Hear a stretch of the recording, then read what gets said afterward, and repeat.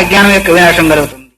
కామం యొక్క వినాశము అజ్ఞానం వల్ల. అంటే కారణం ఎప్పుడైతే ఉందో కార్యం ఉంటుంది. కార్యం ఏంటిది? కామము. కారణం ఏంటిది? అజ్ఞానము. ఎంతవరకు స్వరూపాజ్ఞానం ఉంటుందో అంతవరకు కామం ఉంటుంది. కామం ఉన్నంత వరకు కర్మలు చేస్తాడు. కర్మలు ఉన్నంత వరకు పుణ్యపాప నిష్పత్తి అవుతుంది. అది ఉన్నంత వరకు జన్మ పరంపరంతా కూడా వస్తూ ఉంటుంది. కాబట్టి దాన్ని ఎంతవరకు అయితే అజ్ఞాన నాశం కాదు అంతవరకు కామం కాదు. అందువరకు అజ్ఞాన నాశం చేసేదాని వరకు శృతి చెబుతూ ఉంది. అదే కర్తృత్వ భోక్తృత్వ సంసారం అనేది ఏదైతే ఉందో కోరిక వల్ల ప్రవర్తిస్తుంది. కాబట్టి ఆ కామం యొక్క ఆ కోరిక యొక్క వినాశం అవశ్యంగా సంపాదించాలి అన్నారు. ఎందుకంటే కామయేష క్రోధయేష రజోగుణ సముద్భవ అన్నారు. కాబట్టి రజోగుణం వల్లనే కామము క్రోధము కలుగుతూ ఉంటుంది. అందువల్ల దాన్ని నివృత్తి చేయాలి అనే విషయాన్ని శృతి కూడా చెబుతుంది అని చెప్పి కాతోషుతి రీత్యజ. ఏంటిదా శృతి? ఏ శృతి చెప్తున్నందువల్ల కోరిక సంహారం చేయాలని ఒకవేళ అడుగుతావేమో శృతిని ఇప్పుడు ఉట్టంకిస్తున్నాడు. యదా సర్వే రముచ్యంతే కామాయేస్య హృదిష్ఠితా అధమర్త్యో అమృతో భవతి. యదా సర్వే ప్రముచ్యంత ఇది నితి చ వాజనః కామబంధనమే వేదం వ్యాసోప్యాహ పదే పదే. రెండు చూపించారు ఇక్కడ. ఒకటేమో బ్రహ్మసూత్రాన్ని చూపించాడు, ఒకటేమో కఠోపనిషత్తు మంత్రాన్ని ఇక్కడ సూచించాడు. ఏంటి? యదా సర్వే ప్రముచ్యంతే కామాయేస్య హృదిస్థితా అధమత్యోమృతో భవత్యత్త బ్రహ్మ సమశ్నుతే అనేది ఇది కఠోపనిషత్తి. తర్వాత కామబంధనమే వేదం నాణ్యదస్తిహ బంధనం కామబంధనముక్తో హి నేహ భూయోభిజాయతే అని. మరి కామబంధనమే కామ కోరికే బంధనము సంసారానికి అని ఈ విధంగా స్మృతి కూడా చెప్తోంది. కాబట్టి సమస్త వాజస్ని అన్నాడు కదా ఇక్కడ. యదా సర్వే ప్రముచ్యంతి ద్వితిత వాజిన అంటే శుక్లయజుర్వేద అంతర్గతములో వాజస్నేయ శాఖ ఉంది. ఆ శాఖ అంతర్గతలో ఈ ఉపనిషత్తు ఉంది. ఉపనిషత్తులోది ఈ మంత్రము. ఈ మంత్రం ఏం చెప్తుంది మనకు? యదా సర్వే ప్రముచ్యంతే కామాయ అస్య హృదిస్థిత. అస్య అంటే సాధకస్య. ఈ సాధకంలోని మనస్సులో ఉన్న సమస్త కోరికలు ఎప్పుడైతే నశించిపోతాయో విడబడిపోతాయో యదా కదా విహాయ కామాన్ సర్వాన్ సర్వాన్ పుమాశ్రిత నిస్పృహ భగవద్గీత కూడా చెప్పింది. సమస్త కోరికల్ని ఎప్పుడైతే విడిచిన వాడైతాడో అలాంటి వాడు సుఖాన్ని పొందుతాడని. కాబట్టి ఇక్కడ కూడా కామబంధనమే వేదం కామబంధనమే నాణ్యత బంధనము.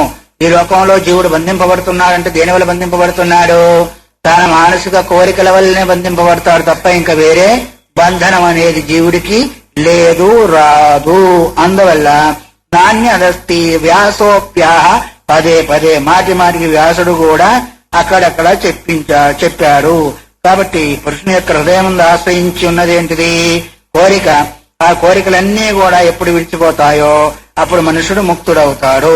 అందుకని కోరికలు ఉన్నంత వరకు మళ్ళీ కర్మలు చేస్తూ ఉంటాడు. కర్మలు చేసినందువల్ల సంస్కారం పెరుగుతుంది. సంస్కారం ఉన్నంత వరకు జన్మ పరంపర ఇది మాటి మాటికి వస్తూనే ఉంటుంది. ఎంతవరకు అయ్యా అంటే ఆ కోరిక అనేది నశించే వరకు.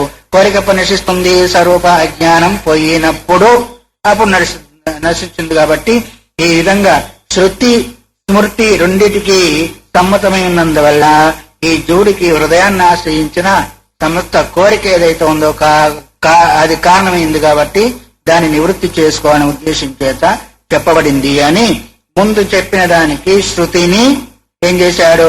ప్రమాణంగా చూపించాడు ఇక్కడ.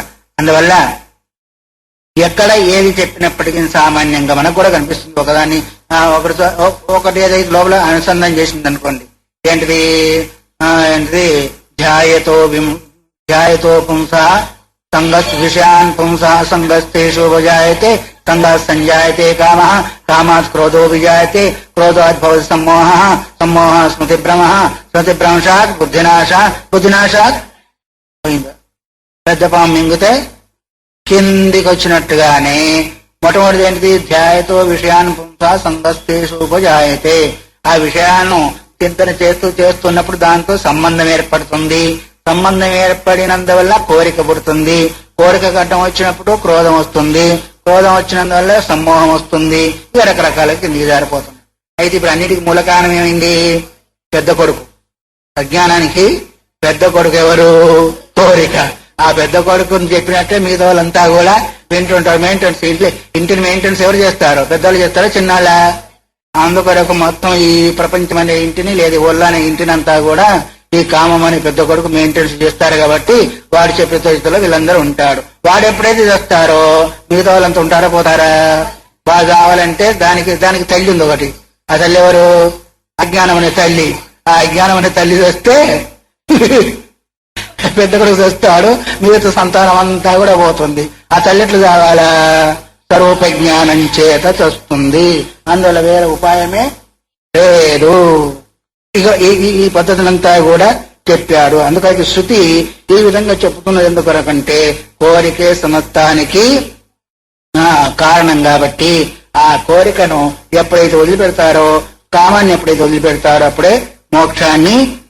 అందుకొరకే ఏక సంసార పంథ వ్యాఖ్యాత. ఇది సంసారం యొక్క పంథ అంటే మార్గము, అంటే మాటి మాటికి సంచరించే మార్గం. ఏంటిది? పైకి కిందికి పైకి కిందికి. ఈ సంసారం యొక్క మార్గము ఆధ్యాత్మిక మార్గం కాదు. సంసారాన్ని పెంచే మార్గం, సంసారాన్ని తుంచే మార్గము కాదు. ఒక్కటెప్పుడైతే ఉందో బీజము, ఆ బీజం వల్ల వృక్షం అవుతుంది. వృక్షానికి మళ్ళీ బీజాలు వస్తాయి, ఆ బీజాల వల్ల మళ్ళీ వృక్షాలు వస్తాయి. ఇట్లాగే ఒక కోరిక ఎప్పుడైతే ఉందో దాని వల్ల క్రియలు చేస్తారు, క్రియల వల్ల సంస్కారం చేస్తే మళ్ళీ జన్మలు. జన్మ కర్మ చమేది పునరపి జననం పునరపి మరణం. మాటికి ఆ సంస్కారం ఉన్నంత వరకు కూడా జన్మ పరంపర అంతా కూడా తప్పదు. అందువరకే ఏష సంసార పంథ వ్యాఖ్యాత, విశేషేణ ఆఖ్యాత వ్యాఖ్యాత. సంసారం యొక్క మార్గాన్ని ఇంతవరకు నేను చెప్పాను. అధ ఇదానీం తద్ వ్యావృత్తే కర్మాణి ఆరాధుపకారకత్వేన యథా మోక్షహేతు తాం ప్రతిపద్యంతే తథాభిధీయతే. ఇప్పుడు ఈ సంసార మార్గాన్ని వివరింపబడింది. మరి ఇప్పుడు ఆ సంసారం యొక్క నివృత్తి కొరకు కర్మలు పరంపరగా చేయట చేత ఏ ప్రకారంగా మోక్షానికి కారణమవుతాయో అన్నారు. అదా ఇదానీం. ఎందుకంటే ఇంతకు ముందంతా కూడా కర్మలను గురించి రకరకాలుగా నిషేధించారు. అది కర్మ చేత మోక్షం వస్తుందనేమో పూర్వపక్షము, తర్వాతనేమో జ్ఞానం చేతనే మోక్షం వస్తుందో వీళ్ళు అన్నారు. అయితే కర్మ మోక్షానికి ఎలా పరంపరగా మరియు సాధకమవుతాయి, ఏదో సాధనత్వాన్ని పొందుతాయి, సార్థకతను పొందుతాయో ఆ విషయాన్ని కర్మాని ఆరాధ ఉపకారకత్వం అంటే దూరంగా ఉండి ఉపకారం చేస్తాడు. మనం ఏమన్నా అడుగుతాం చూడండి, ఫలానా అటువంటిది చాలా అంతరంగం అయ్యా మాకంటాడు. మధ్యలో వాళ్ళు ఇంకెవరిని అడిగితే ఇంత కాదు కానీ కొంచెం వరకు మేలే లేండి అంటారు. ఫలాని వాళ్ళు అంటాం చాలా దూరం లేండి, అత్యవసరం అయినప్పుడు వాళ్ళతో మాకు అవసరమైనప్పుడు వాళ్ళు వచ్చి సహకారం చేస్తాం ఎట్లయితే అంటామో. అంతరంగము మధ్యస్థము దూరంగా ఉన్న వాళ్ళు ఎట్లయితే సూచిస్తామో అట్లాగే ఇక్కడ కూడా కర్మలు దూరంగా ఉండి మోక్షానికి కారణమవుతూ ఉంటాయి, మరి సహకరిస్తూ ఉంటాయి అనే విషయాన్ని ఇక్కడ చూపిస్తున్నాడు. ఎట్లా చూపిస్తున్నాడు అంటే అసలు కర్మలను పూర్తిగా వీళ్ళు కూడా నిషేధం చేయలేదు. ఎందుకంటే కర్మలే చేతనే చిత్తశుద్ధి కలుగుతుందని అందరూ ఒప్పుకుంటారు వేదాంతులు కూడా.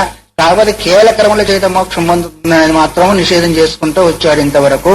అందువల్ల ఆ కర్మలు ఏ విధంగా మరి దూరంగా ఉండి కొంతమంది ఏం చేస్తారంటే, ఇది గవర్నమెంట్ పోయిన గవర్నమెంట్ ఏం చేసింది, వాళ్ళు మంత్రి మండలిలో చేరకుండా బయట ఉండి సపోర్ట్ ఇచ్చారా లేదా? మొత్తం సపోర్ట్ ఇచ్చారు కాబట్టి వాళ్ళ యొక్క గవర్నమెంట్ నిలబడగలిగింది. అట్లాగే ఇది కూడా జ్ఞానం దగ్గరగా ఉండకుండా జ్ఞానానికి దూరంగా ఉండి సపోర్ట్ చేస్తూ ఉంటుంది ఈ కర్మలు కూడా. అందువల్ల తస్యైవం దుఃఖతప్తస్య కథం చిత్ పుణ్యశీలనాత్ నిత్య ఇహ క్షాళిత ధియ వైరాగ్యం జాయతే హృది అన్నారు. ఈ ప్రకారంగా దుఃఖాల చేత రకరకాలైన దుఃఖాల చేత పరితాపాన్ని పొందుతున్నాడు. పరితాపం అంటే అర్థమేమి? బాధను పొందుతున్నాడు. ఎందుకంటే దుఃఖం చేత తాపం అంటే ఏంటిది? దాహం అంటారా లేదా? బాధ. తాపం అంటే ఏంటిది? బాధ, వేడి అంటారు. అందువరకే దీని తాపత్రయాగ్ని అన్నారు కదా. తాపత్రయాగ్ని అంటే తప్పించే, తాపం అంటే ఏంటి? తప్పించేది. ఆ తప్పించేదని ఏమంటారు? అగ్ని. అదేంటిది? మూడు రకాల అగ్ని. ఏంటిది తాపత్రయాగ్ని? లోకవాసన, దేహవాసన, శాస్త్రవాసన. ఇవి మూడు. దారేషణ, పుత్రేషణ, ధనేషణ. ఇవి మూడు. ఇవి ఈషణం అన్నా తాపత్రయం అన్నా ఒకటే సామాన్యంగా ఉంచుగా. కాబట్టి దాని వాడ తస్తైవం దుఃఖ తప్తస్య, ఆ వాటి చేత దుఃఖంలో ఉండి తప్పించిపోతున్నాడు. మనం అనుకుంటాం మేము సుఖంగానే ఉన్నాం కదా అనుకుంటాం.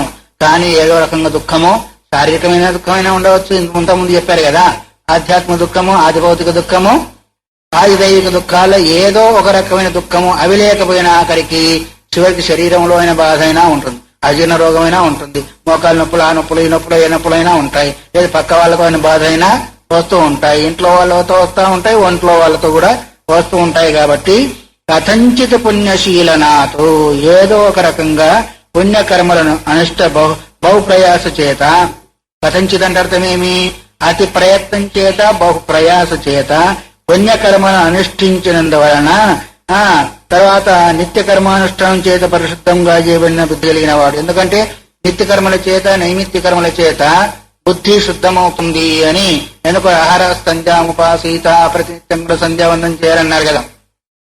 అందువల్ల నిత్య కర్మలు చేసినందువల్ల నైమిత్య కర్మలు చేసినందువల్ల ఏమవుతుంది, బుద్ధి అనే పాత్ర శుద్ధము అవుతుంది. శుద్ధమైనందువల్ల ఆ జీవునికి ఆ సాధకునికి ఏంటిది మనస్సులో వైరాగ్యం పుడుతుంది అన్నది కొరకే. ఎట్లాగా అవుతుంది అంటే కథంచిది పుణ్యశైలనాతో దుఃఖంతో కూడుకున్నవాడు ఎప్పటిదో ఒకప్పుడు సంస్కారం పుణ్య సంస్కారం ఉద్బుద్ధమైనందువల్ల పుణ్య సంస్కారం చేత పుణ్యకర్మలు చేసినందువల్ల క్షాళిత ధియో వైరాగ్యం జాయతే హృదయ, ఆ మనస్సులో ఉన్న మాలిన్యం కడిగి వేసినందువల్ల ఏమవుతుంది అంటే వైరాగ్యం జాయతే హృదయ, తలకాయ నొస్తుంది, వాళ్ళంతా బరుగా ఉంది, ఇంట్లో వాళ్ళు బాగా తిట్టారు కొట్టారు కూడా, బాగా ఏడుపు వచ్చింది, బాగా ఏడ్చాము, ఏడ్చి కళ్ళలో నీళ్లు పోయినాయి, ముక్కులోంచి చీములు పోయింది. అప్పుడు ఎట్లా ఉంటుంది, వాళ్ళు తేలికగా ఉంటుంది కదా. ఉంటుందా ఉండదా? ఒకసారి ఇక్కడ కాదు ఇంటికి పోయిన తర్వాత ఏడ్చి చూడండి. అందువల్ల నిజంగా కాదు చూడండి, ఒంట్లో నుంచి కంట్లో నుంచి నోట్లో నుంచి ఎప్పుడైతే పోతుందో అదంతా పోయినందువల్ల తేలికైతుందా లేదా? అట్లాగే ఏదో ఒక పుణ్యకర్మ చేసినందువల్ల మనసులో ఉన్న మాలిన్యం అంతా కూడా పోతుంది. పోయిన తర్వాత వైరాగ్యం ఏడ్చిన ఎందుకు ఎవరికొరకు ఏడవాలి నేను అని అనుకుంటారా లేదా? వైరాగ్యం వస్తుందా లేదా? అన్ని రకాలుగా బాధలు వచ్చినాయి. ఈ ఏడ్చి కంట్లో నీళ్ళన్నీ కూడా ఇంకిపోయినాయి, నోరు కూడా ఎండిపోయింది. వాళ్ళొకరు నేను చావాలా, వాళ్ళు పోతే పోయారులే, ఇంకెంతవరకు ఏడుస్తామని ఆఖరికి ఏమవుతుంది, వైరాగ్యం వస్తుందా లేదా? అట్లాగే పుణ్యకర్మలు చేసినందువల్ల మనస్సులో ఉన్న మాలిన్యం పోయి అప్పుడేమవుతుంది అంటే వైరాగ్యం జాయతే హృదయ, వైరాగ్యం అనేది హృదయంలో కలుగుతుంది. ఎన్నో రకాల దుఃఖాలు ఉన్నప్పటికీ, మహాభయంకరమైన సంసార సముద్రంలో ఉన్నప్పటికీ, పైకి కిందికి తిరుగుతున్నప్పటికీ, ఏదో ఒక జన్మలో చేసిన పుణ్య సంస్కారం ఉద్బుద్ధమైతే ఎట్లాగా చాలా మంది ఇప్పుడు మనకు ఉపమానంగా ఉన్నారు. ఎవరు? రత్నాకరుడు ఉన్నాడు, ఇంకా అదే వాల్మీకి అయ్యాడు కదా ఆయన, ఎవరున్నారు ఇంకా కాళహస్తి కన్నప్ప ఉన్నారు. ఇలాంటి వాళ్ళు ఎన్నో మనకు ఉపమానాలు ఉన్నాయి. అయితే వాళ్ళ జన్మలంతా ఏంటిది? మంచి జన్మలే, ఉత్కృష్టమైన జన్మలేనా? నీతి జన్మలా? ఉత్కృష్ట జన్మ. కానీ ఏదో ఒక కర్మ చేత నికృష్టమైన శరీరం వచ్చింది, కానీ పుణ్య సంస్కారం మాత్రము పోలేదు. చూడండి ఇది ఎట్లాగుందో.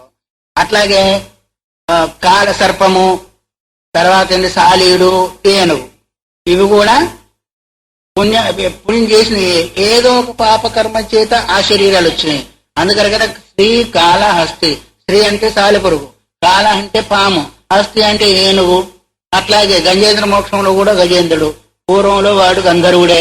ఏదో ఒక కర్మ చేత శాపం చేతనో వాడికి ఆ శరీరం వచ్చింది, కానీ పుణ్య సంస్కారము వదిలిపెట్టిందా? వదిలిపెట్టలేదు. మళ్ళీ అంత మదపుడేనుగా అయినప్పటికీ సంస్కారము పోలేదు.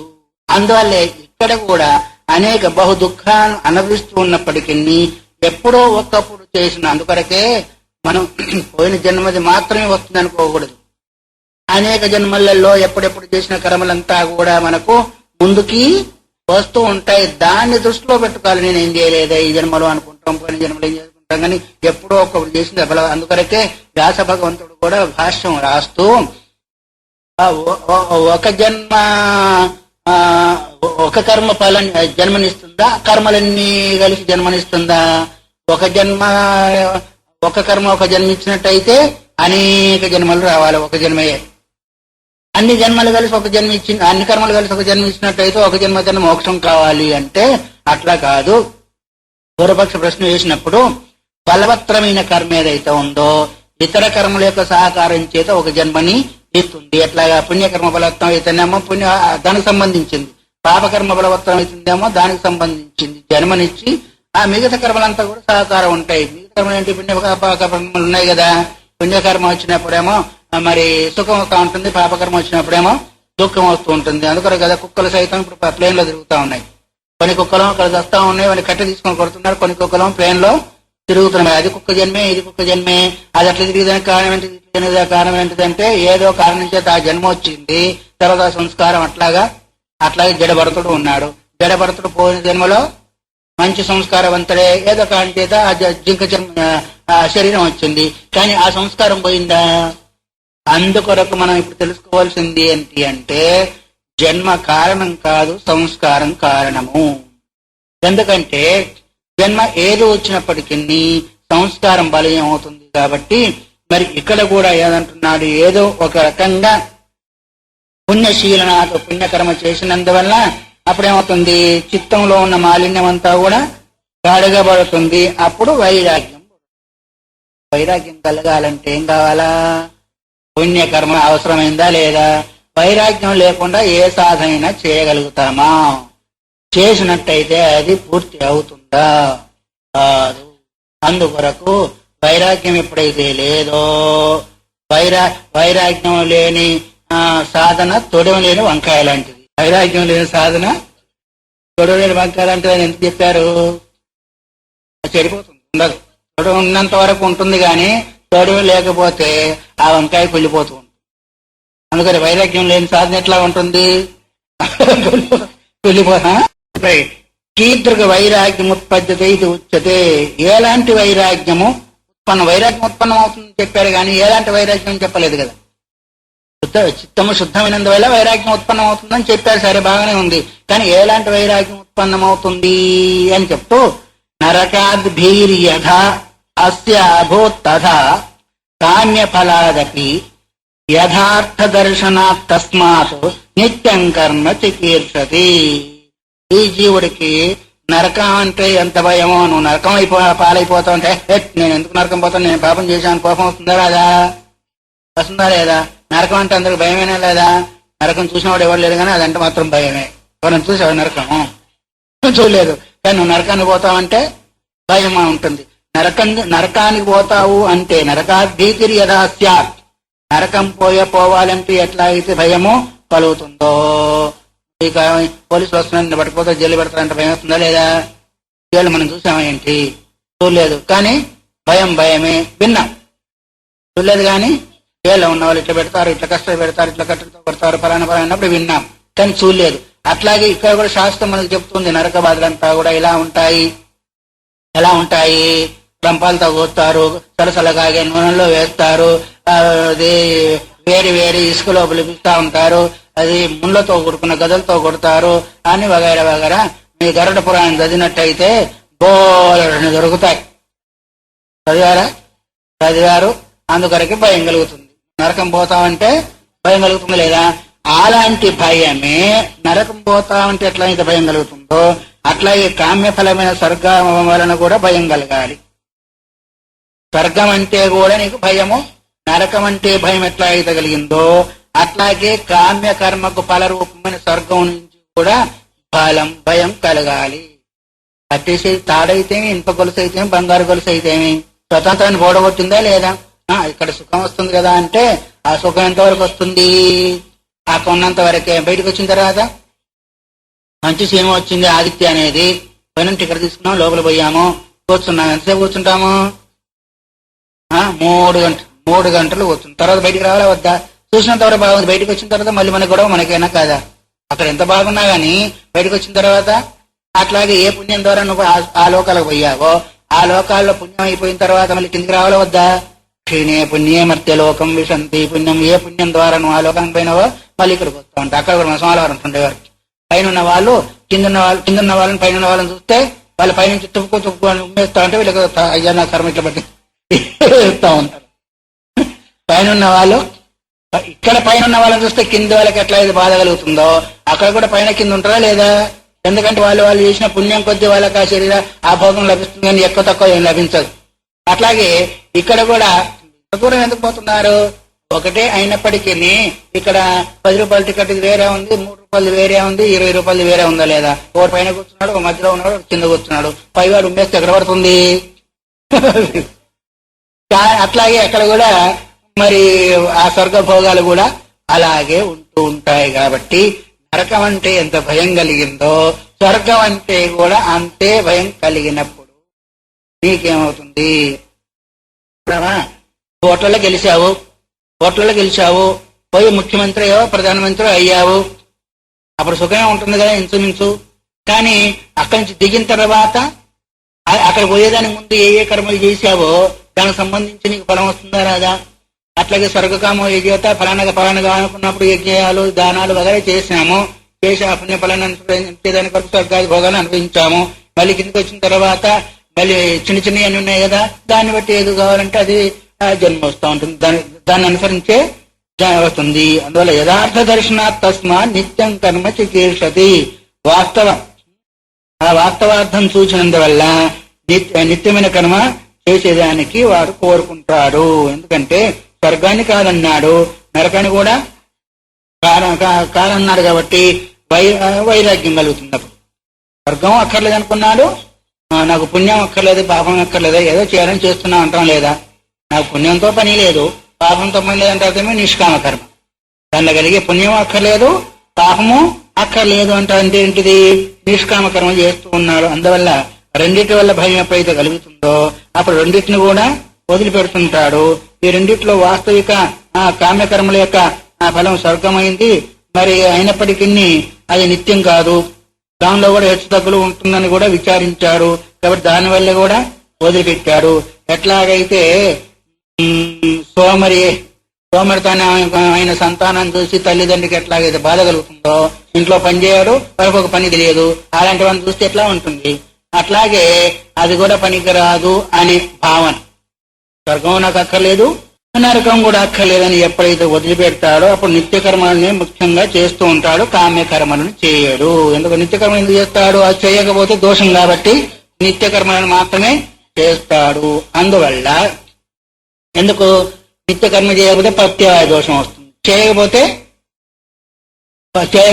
దోషం వస్తుంది. చేస్తే పుణ్యం ఏమి లేదు, చేయకపోతే దోషం వస్తుంది, చేస్తే పుణ్యం ఏమి లేదు. అయితే ఒకరన్నారు, నువ్వు ఈ కర్మ చేయకపోతే నీకు 10 రూపాయలు జుర్మానా ఇస్తాం, చేస్తే మాత్రం ఏమన్నారు అనుకోండి, ఆ 10 రూపాయలు జుర్మానా తలగకపోవడమే ఫలమైందా లేదా? అందువల్ల నిత్యకర్మలు చేసినందువల్ల ఏమి రాదు. అందువల్ల చిత్తశుద్ధి కలుగుతుంది. అందువల్ల ఎప్పుడైతే స్వర్గం వద్దన్నాడో నరకము వద్దన్నాడో దానికి సంబంధించిన కోరిక పోయింది. కాబట్టి ఇక మిగిలింది ఏంటిది?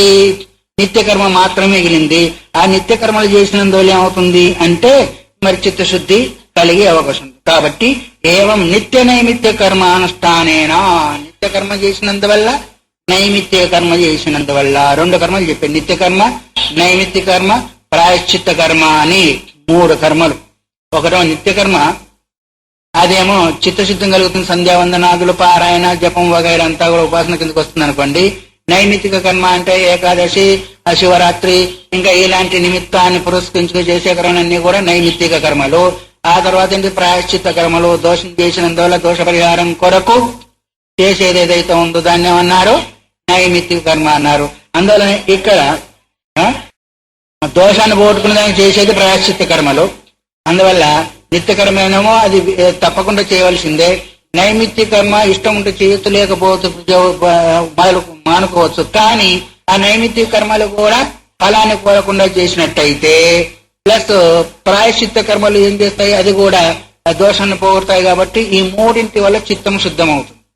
నిత్యకర్మ వల్ల శుద్ధమవుతుంది, నైమిత్తిక కర్మలు ఫలం కోరకుండా చేసినందువల్ల శుద్ధమవుతుంది.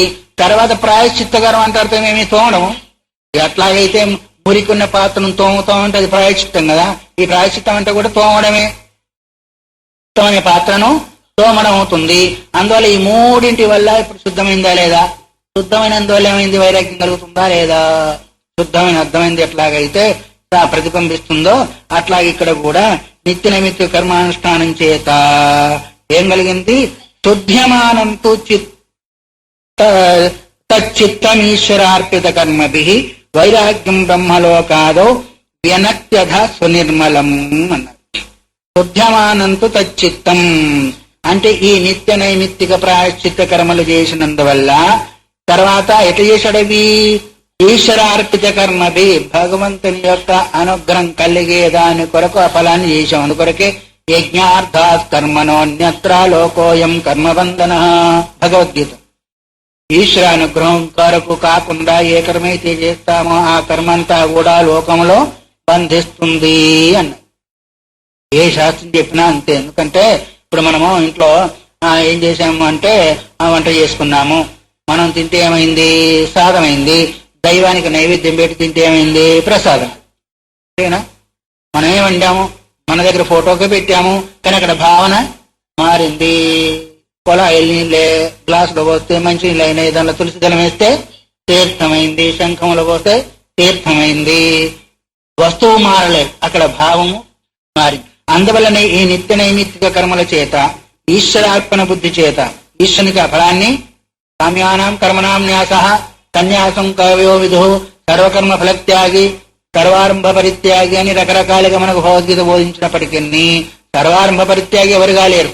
ఎందుకంటే నహి కచ్చిత్ క్షణమపి జాతిష్టతి కర్మతో ఏ కర్మ చేయకుండా ఎవడు కూడా ఒక క్షణం కూడా ఉండలేరు. కాబట్టి ఎందుకు దేహయాత్ర నా ప్రసిద్ధ్యతే, శరీరం కూడా నడిచే అవకాశం ఉండదు, శరీరం కూడా గడిచే అవకాశం ఉండదు. కాబట్టి ఏదో ఒక కర్మ చేయనే చేస్తాడు, చేయకుండా ఉండలేదు. కానీ ఆ కర్మ చేసేదే ఈశ్వరార్పిత బుద్ధితోతి.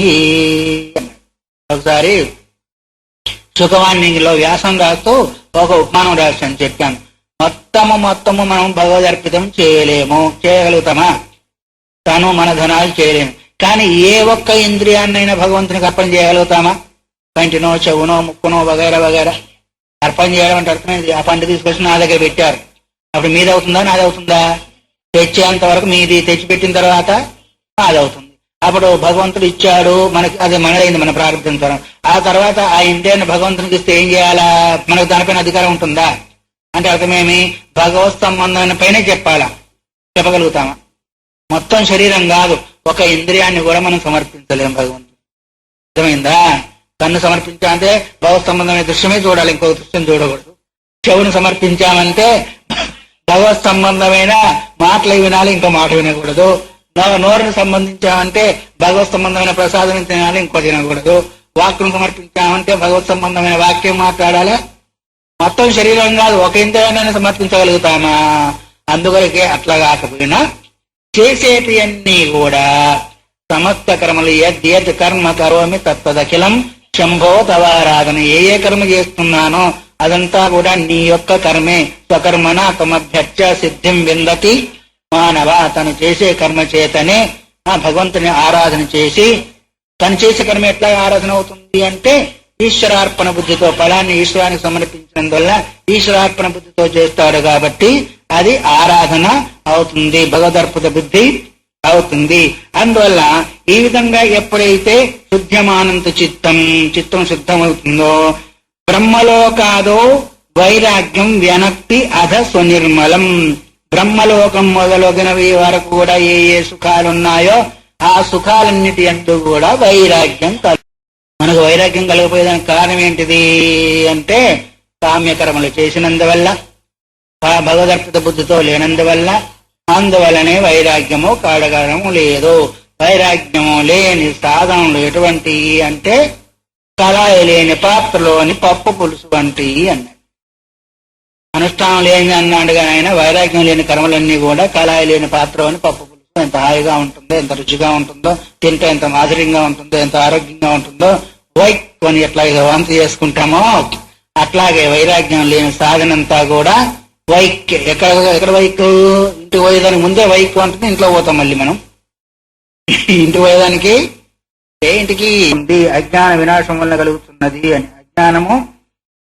అజ్ఞానం యొక్క వినాశం వలన ఏం కలుగుతుంది? కామం యొక్క వినాశము, అజ్ఞానం యొక్క వినాశం కలుగుతుంది. కామం యొక్క వినాశము అజ్ఞానం వల్ల అంటే ఉక్త హేతుత